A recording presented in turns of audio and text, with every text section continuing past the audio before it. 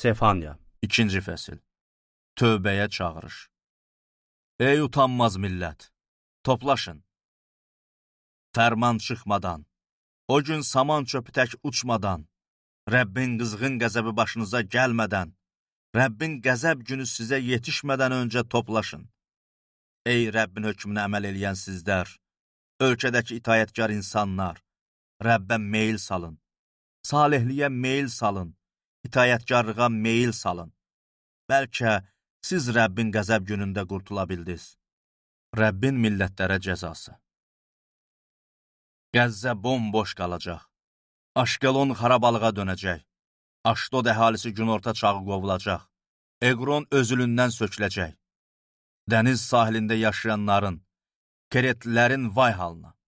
Ey Filistlilərin torpağı Kənan, Rəbbin hökmü sizə qarşıdır. Rəbb hamınızı yox eləyəcək. Ölkədə heç bir sakin sağ qalmayacaq.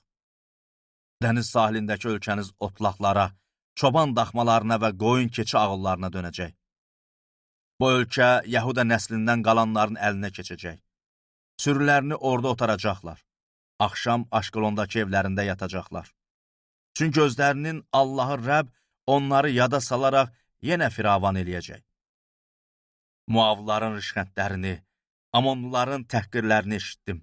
Xalqıma rişxənd eləyib lovğalanaraq dedilər ki, xalqımın sərhədlərini keçəcəklər. Buna görə də İsrailin Allahı, ordular Rəbbi bəyan eləyir. Varlığıma and olsun ki, Muav mütləq Sodom kimi, Ammon Homorra kimi olacaq.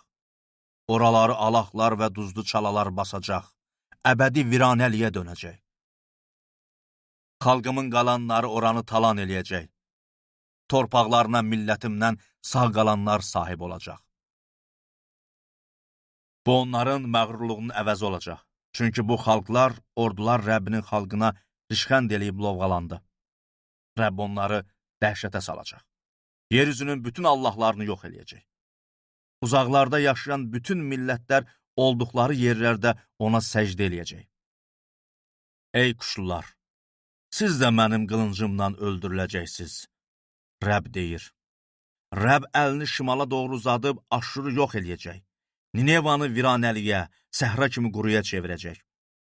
Ora sürülərin, hər cür heyvanın yatdığı yer olacaq. Orada sütun başlarında bayquşlar, yapalaqlar yuva quracaq.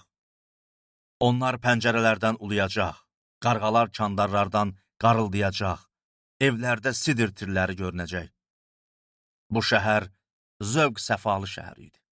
Əminamanlıq içində yaşayırdı. Hey belə deyərdi, mənəm, məndən başqası yoxdur. Necə də bu şəhər xarabalığa döndü və şeyvanların yuvası oldu. Yanından keçən hər kəs vahimədən kənara çəkilir.